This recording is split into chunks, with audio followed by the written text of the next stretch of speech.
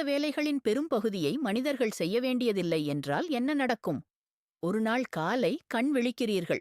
உங்களுக்கு வேலை இல்லை, சம்பளம் இல்லை, ஆனால் உணவு கிடைக்கிறது, வீடு கிடைக்கிறது, மின்சாரம் கிடைக்கிறது, மருத்துவம் கிடைக்கிறது, போக்குவரத்து கிடைக்கிறது. அனைத்தையும் ஏஐ மற்றும் இயந்திரங்கள் உற்பத்தி செய்கின்றன. அப்படியானால் பணம் இன்னும் தேவையா? இதுதான் எதிர்காலத்தின் மிகப்பெரிய கேள்வி. ஒரு பண்ணையை கற்பனை செய்யுங்கள். விதை விதைப்பது இயந்திரம். தண்ணீர் விடுவது ஏஐ. பயிரின் நோயை கண்டுபிடிப்பது ஏஐ. அறுவடை செய்வது இயந்திரம். உணவை கிடங்குக்கு எடுத்துச் செல்வது ஓட்டுநர் இல்லாத வாகனம்.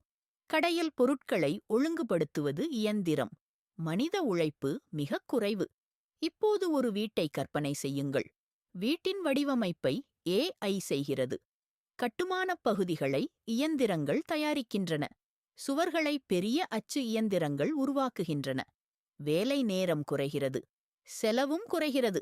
அதேபோல் தொழிற்சாலைகள், போக்குவரத்து, வங்கி சேவைகள், வாடிக்கையாளர் சேவை, மென்பொருள் உருவாக்கம், மருத்துவப் பரிசோதனை, பல வேலைகளை ஏஐ செய்தால் பொருட்களை உருவாக்க மனித உழைப்பு அதிகம் தேவையில்லை. அப்படியானால் உங்களுக்கு சம்பளம் ஏன் தேவை? சம்பளம் இல்லாமல் பொருட்களை பெற முடியாதா? கேட்க எளிதாக இருக்கிறது. ஆனால் இங்கே ஒரு பெரிய சிக்கல் இருக்கிறது. ஏஐ உணவை உற்பத்தி செய்யலாம். ஆனால் நிலம் யாருடையது? ஏஐ வீடுகளை கட்டலாம். ஆனால் வீடுகள் யாருடையது? இயந்திரங்கள் தொழிற்சாலையில் வேலை செய்யலாம். ஆனால் தொழிற்சாலையை யார் வைத்திருக்கிறார்கள்? ஏஐ மின்சாரத்தை நிர்வகிக்கலாம். ஆனால் மின் அமைப்பை யார் கட்டுப்படுத்துகிறார்கள்? இதுதான் முக்கியம். பணம் மறைந்துவிட்டாலும் உரிமை மறையாது, கட்டுப்பாடு மறையாது, அதிகாரம் மறையாது. ஏஐ மற்றும் இயந்திரங்கள் ஒரு சில நிறுவனங்களின் கட்டுப்பாட்டில் இருந்தால் அவர்கள் உலகின் உணவு, வீடு, போக்குவரத்து மற்றும் மருத்துவத்தை கட்டுப்படுத்தலாம். அப்போது பணம் இல்லாத உலகம் சுதந்திரமான உலகமாக இருக்காது. அது முழுமையாக மற்றவர்களைச் சார்ந்த உலகமாக இருக்கலாம். உங்களுக்கு உணவு கிடைக்கும், ஆனால் அவர்கள் அனுமதிக்கும் உணவு மட்டுமே. உங்களுக்கு வீடு கிடைக்கும், ஆனால் அவர்கள் கொடுக்கும் இடத்தில் மட்டுமே. உங்களுக்கு பயணம் செய்ய முடியும், ஆனால் அந்த அனுமதி நிறுத்தப்படலாம். இன்று பணம் உள்ளவருக்கு அதிக அதிகாரம் இருக்கிறது. நாளை ஏஐ அமைப்புகளை கட்டுப்படுத்துபவருக்கு அதிக அதிகாரம் இருக்கலாம். அப்படியானால் பணம் இல்லாத உலகம் எப்படி வேலை செய்யும்?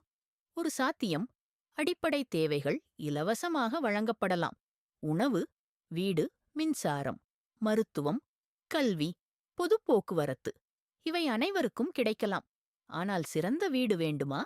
ஆடம்பரமான கார் வேண்டுமா? அரிதான பொருள் வேண்டுமா? அதற்கு இன்னும் பணம் அல்லது வேறு ஒரு மதிப்பெண் முறை தேவைப்படலாம். ஏனெனில் ஏஐ உற்பத்தியை அதிகரிக்கலாம். ஆனால் அனைத்தையும் முடிவில்லாமல் உருவாக்க முடியாது. நிலம் குறைவானது, கடற்கரை வீடுகள் குறைவானவை, அரிதான உலோகங்கள் குறைவானவை, மனித கவனம் குறைவானது. ஒரு பொருள் குறைவாக இருக்கும் வரை அதை யார் பெற வேண்டும் என்பதை முடிவு செய்ய ஒரு முறை தேவைப்படும். அந்த முறை பணமாக இருக்கலாம், அல்லது புள்ளிகளாக இருக்கலாம், அல்லது அனுமதியாக இருக்கலாம். பெயர் மட்டும் மாறலாம். இன்னொரு சாத்தியம், அனைவருக்கும் அடிப்படை வருமானம். ஏஐ நிறுவனங்கள் அதிகமாக உற்பத்தி செய்கின்றன. அரசு அவற்றிடம் வரி வசூலிக்கிறது. அந்த பணத்தை மக்களுக்கு வழங்குகிறது. மக்கள் வேலை இல்லாமல் கூட அடிப்படை வாழ்க்கையை நடத்துகிறார்கள். ஆனால் மீண்டும் ஒரு கேள்வி. அந்த பணத்தை அரசு நிறுத்தினால் என்ன? விதிகளை மீறினால்? உங்கள் உதவி நிறுத்தப்பட்டால் என்ன? உங்கள் வாழ்க்கை முழுவதும் ஒரு அமைப்பின் அனுமதியைச் சார்ந்திருந்தால் அது பாதுகாப்பா அல்லது கட்டுப்பாடா? பணம் இல்லாத உலகத்தில் இன்னொரு பிரச்சனையும் இருக்கிறது. வேலை என்பது சம்பளம் மட்டும் அல்ல.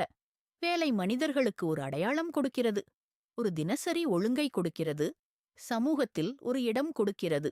நீங்கள் யார் அப்படின்னு கேட்டால், நான் ஆசிரியர், நான் ஓட்டுநர், நான் மருத்துவர், நான் பொறியாளர் அப்படின்னு சொல்றோம். ஆனால் ஏஐ அந்த வேலைகளை எடுத்துக்கொண்டால் நாம யார்? உணவு இருக்கலாம், வீடு இருக்கலாம், நேரம் இருக்கலாம்.